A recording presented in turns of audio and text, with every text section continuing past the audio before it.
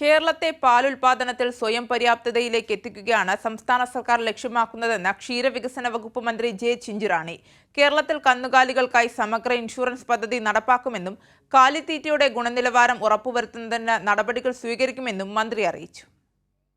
വൈവിധ്യങ്ങളായ പരിപാടികളോടെ വിവിധ വേദികളിലായാണ് ലക്കിടിയിൽ ക്ഷീരവികസന വകുപ്പിന്റെ ആഭിമുഖ്യത്തിൽ ജില്ലാ ക്ഷീര കർഷക സംഗമം സംഘടിപ്പിച്ചത്. ജില്ലയുടെ വിവിധ ഇടങ്ങളിൽ നിന്നുള്ള ക്ഷീരകർഷകർ പങ്കെടുത്ത സംഗമത്തിന്റെ സമാപന സമ്മേളനം ക്ഷീരവികസന മൃഗസംരക്ഷണ വകുപ്പ് മന്ത്രി ജെ ചിഞ്ചുറാണി ഉദ്ഘാടനം ചെയ്തു. സംസ്ഥാനത്ത് പാലിന്റെ ഉൽപാദനക്ഷമത വർദ്ധിപ്പിക്കുകയും ക്ഷീരമേഖലയിൽ സ്വയം പര്യാപ്തത കൈവരിക്കലുമാണ് സർക്കാർ ലക്ഷ്യമെന്ന് മന്ത്രി പറഞ്ഞു.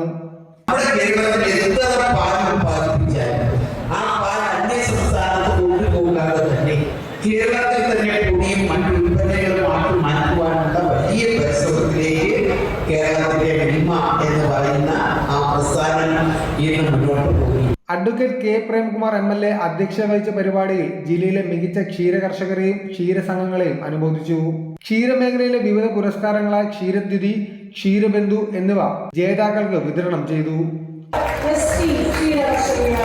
3 ദിവസമായി നടത്തിയ ക്ഷീരകർഷക സംഗമത്തിൽ 3000-ഓളം ക്ഷീരകർഷകരും വിവിധ മേഖലകളിൽ പ്രാഗൽഭ്യം തെളിയിച്ച വ്യക്തികളും ഉൾപ്പെടെ വൻ ജനപങ്കാളിത്തമാണ് ഉണ്ടായിരുന്നത്. കൈരളി ന്യൂസ്, പാലക്കാട്.